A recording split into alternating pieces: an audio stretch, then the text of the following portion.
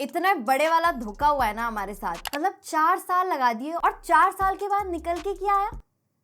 ऊपर से हर बार गर्म करके ठंडा ही छोड़ देते हैं हमको। सोच क्या रहे हो? मैं सच में मिर्जापुर सीजन 3 की बात कर रही हूँ। 10 एपिसोड्स आ चुके हैं, हर एक एपिसोड की ड्यूरेशन 45 to 50 मिनट्स है एंड 4 साल का बिल्ड दिया था इन्होंने हमें। सीजन 1 आया था 2018 में, सीजन 2 आया 2020 में, कोविड का सहारा बन गया और तब से सिर्फ एक ही चीज की रट थी कि मिर्जापुर का सीजन 3 कब आएगा। और जो बिल्डअप दिया है ना प्राइम वीडियो वालों ने, मतलब उसके लिए तो हैट्स ऑफ है। इतनी हाइप बना दी कि जब एक्चुअल में आप ये सीजन देखने जाते हो, कोई स्पॉयलर्स नहीं आने वाले तो टेंशन मत लो। तो स्टोरी देखो वहीं से स्टार्ट होती है जहाँ पे लास्ट सीजन की खत्म हुई थी एंड एग्जैक्टली वहीं से स्टार्ट करके आपको सारी क्लैरिफिकेशन मिल जाती है। जो भी थ्योरीज इधर उधर तैर रही थी उन सारी थ्योरीज पे ना सामूहिक पानी फेरा गया है। और ये कोई स्पॉइलर नहीं है, ये तो खुद ही रिवील कर दिया गया था, ये मैं आपको पहले बता चुकी हूँ, तो इस पे कोई ब्लेम मत करना। लेकिन ना जिसको भी ये लगता था ना कि मुन्ना भैया के ना होने से मिर्जापुर में वो बात नहीं रहेगी, तुम बिल्कुल सही थे। मतलब इस बार वायलेंस भी है, गालियां भी हैं, भर भर के पॉलिटिक्स भी है, वही गद्दी है, बस दावेदार बहुत सारे हैं। लेकिन व्यूअर्स को इस बार इस तरह से उलझाया है ना कि पहले के 2-3 एपिसोड तो आप मजे मजे में देख लोगे और आपको ये लगेगा भी कि हाँ मस्त बिल्डअप मिल रहा है, अब तो आगे बहुत कुछ बवाल देखने के लिए मिलेगा और एंड तक तो पता नहीं क्या ही दिखा देंगे।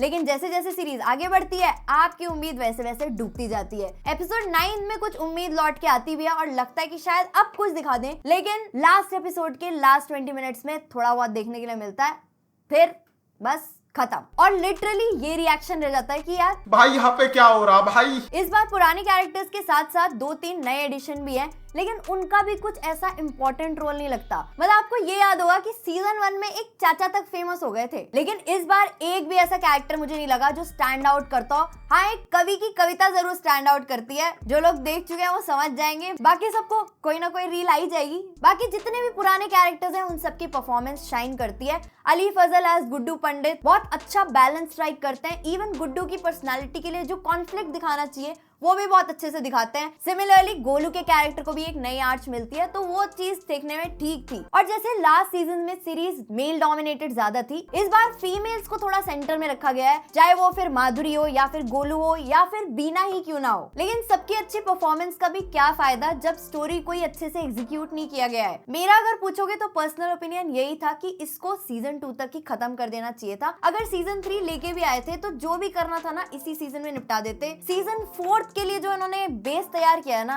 ये नहीं करना चाहिए था। और सबसे ज्यादा डिसअपॉइंटमेंट तो मुझे तब हुई ना जब इन्होंने कालीन भैया को दिखाया है। मतलब जितने % ट्रेलर में दिखाया था ना उसी के हिसाब से सीरीज में दिखाया है। ऐसा लगता है जैसे एक्सटेंडेड कैमियो कर रहे हैं। इनफैक्ट स्टार्टिंग के एपिसोड्स में तो मुझे उनकी एक्टिंग भी ऐसी लगी जैसे मैं कालीन भैया को नहीं देख रही, पंकज त्रिपाठी सर को ही देख रही हूँ। सिमिलरली मुझे लगा था कि वो जो ट्विन वाला एंगल है जिसमें विजय वर्मा है, वो चीज एक बहुत मेजर फैक्टर निकल के आएगा जिससे बहुत ज्यादा ट्विस्ट एंड टर्न्स जुड़े होंगे, लेकिन वो भी फुसकी बॉम्ब निकला। गोलू, माधुरी और बीना ने बहुत हद तक खींचा है अपने कंधे पे, लेकिन स्टोरी को इतना स्लो कर दिया है ना कि एक मोमेंट पे तो मुझे ऐसा लगा कि मैं 0.5x पे देख रही हूँ। उसके बाद तो मैंने स्पीड ही बढ़ा दी। मीटिंग ही नहीं खत्म हो रही थी इनकी। कीजिए मीटिंग, खेलिए मीटिंग। तो एक मोमेंट पे तो मुझे ऐसा लगा कि बस बंद करो।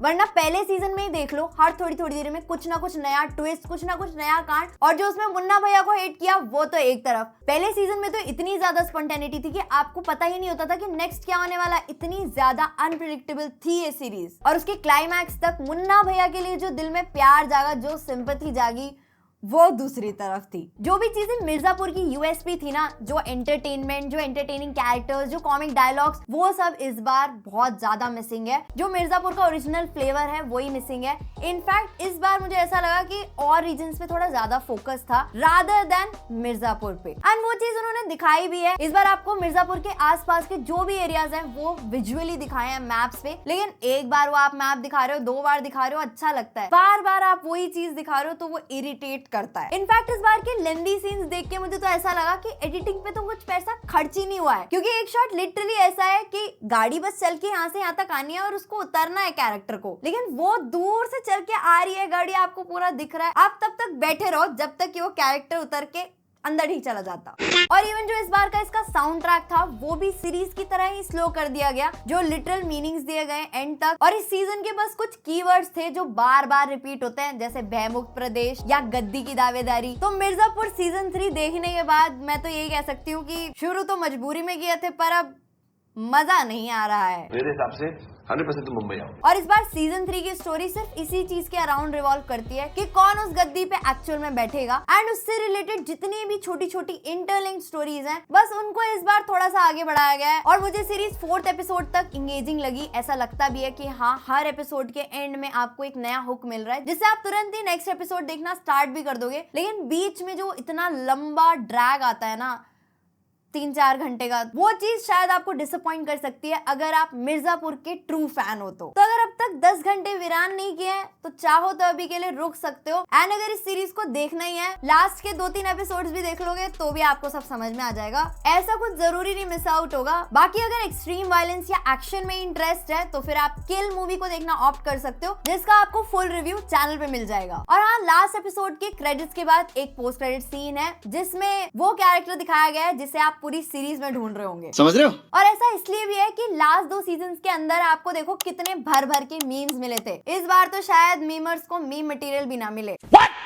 और मेकर्स के लिए ना मेरा एक सजेशन है कि अगर आपको लगता है कि हाँ, आपकी एक सीरीज बहुत अच्छी चल गई है, बहुत अच्छी फ्रेंचाइजी बन गई है, तो आप उसको ना इतना ना घसीटो, इतना ना उसकी मिट्टी पलीत करो कि उसका क्रेज ही खत्म हो जाए। बात तो सही है। और सिंस फ्रेंचाइजी की बात चल रही है तो बात कर लेते हैं डेस्पिकेबल मी 4 के बारे में, जो कि डेस्पिकेबल मी सीरीज का 4th पार्ट है एंड थिएटर्स के अंदर रिलीज हुआ है। और मैंने देखी इंग्लिश 3D में, क्योंकि मुझे तो मिनियंस बहुत पसंद है एंड मैं उसके सारे पार्ट्स पहले देख चुकी हूँ। तो अगर आपने इसके पहले पार्ट्स नहीं देख रखे तो आप स्टोरी से इतना ज्यादा कनेक्ट नहीं कर पाओगे, इनफैक्ट कैरेक्टर्स से भी। तो मूवी की ड्यूरेशन अराउंड 1 hour 30 minutes की है एंड इस बार जो मोस्ट लव्ड कैरेक्टर्स हैं मिनियंस, उन पे एक्सपेरिमेंट करके उनको सुपर मिनियंस बना दिया गया है, मतलब मिनियंस जिनके पास सुपर पावर्स हो। तो इस बार भी हमारे मिनियंस हैं, ग्रू है, ग्रू की फैमिली है एंड एक विलन भी है। लेकिन क्या वो मैजिक है? आंसर इज मैजिक मिसिंग है, जैसे इसके लास्ट 3 पार्ट्स में था। इस बार मुझे ऐसा फील हुआ कि मिनियंस को भी थोड़ा सा कम दिखाया गया। इवन जो मिनियंस और ग्रू की बॉन्डिंग दिखाई जाती थी वो नहीं है, डॉक्टर नेफारियो नहीं है, और जो इनके लास्ट हर पार्ट में विलन एक मेन कैरेक्टर होता था ना, इस बार का तो मुझे विलन भी नहीं अच्छा लगा। मतलब जो भी पास के विलन्स है वो इंटरेस्टिंग कैरेक्टर्स रहे। इस बार तो इन्होंने कोई कीड़ा मैन बुला दिया और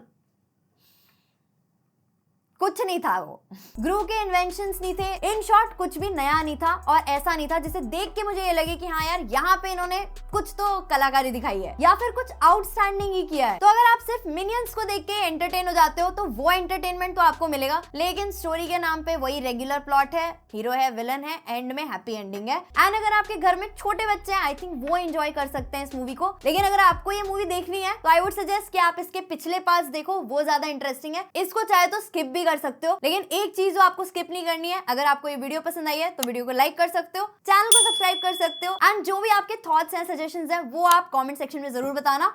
मिलते हैं नेक्स्ट वीडियो में, तब तक के लिए गुड बाय।